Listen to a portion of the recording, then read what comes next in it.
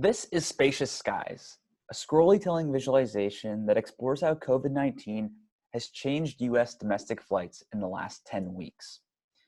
We first start out by scrolling down and seeing the typical week. Every major airport in the United States is shown as a bar in the location of that city. At the top of the bar, we see the number of flights that are given that go through that airport in a given week. The reason why we chose a week to represent how many flights is because there are variations in the number of flights depending on the weekday. As we see here, the most popular airports in the United States are Atlanta, Chicago O'Hare, and LAX. And this is the last week in February, the last normal week of US domestic operations. And normally there are about 100,000 domestic flights in the United States. As we scroll down, we see the effects of COVID-19 in the last 7 days of April. We see massive decreases in airports like LaGuardia, who decreased to about 4.6%. And in contrast, airports like Louisville, SDF, decreased by only about 29% of its normal operations. And we see that in total, about 27 US flights are at about 27% of their normal capacity. Now let's look at routes. The most popular routes in the United States are all based out of Los Angeles. And in particular, the most popular, LAX to SFO and back, operates about 618 flights a week. Now, these top 10 flights on a normal week are between relatively large airports.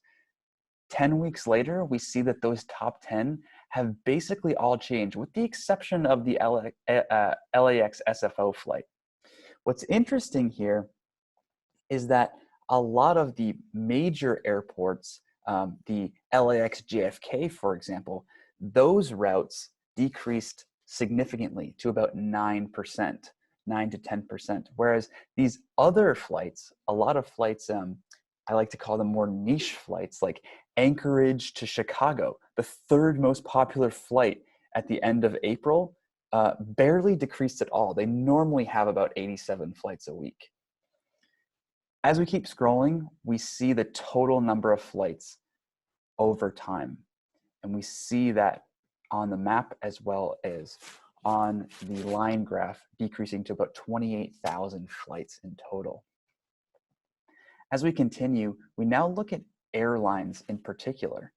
Now, what's interesting here is this is the total, this is the percent of their normal operation. And by normal operation, I'm defining that as the maximum number of weekly flights in 2020.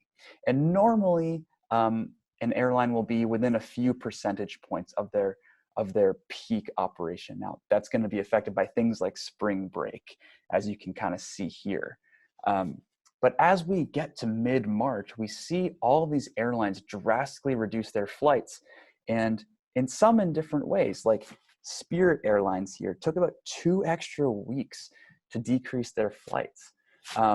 What's also really interesting is you see all of these budget airlines, Frontier, Spirit, Allegiant, Sun Country, have significantly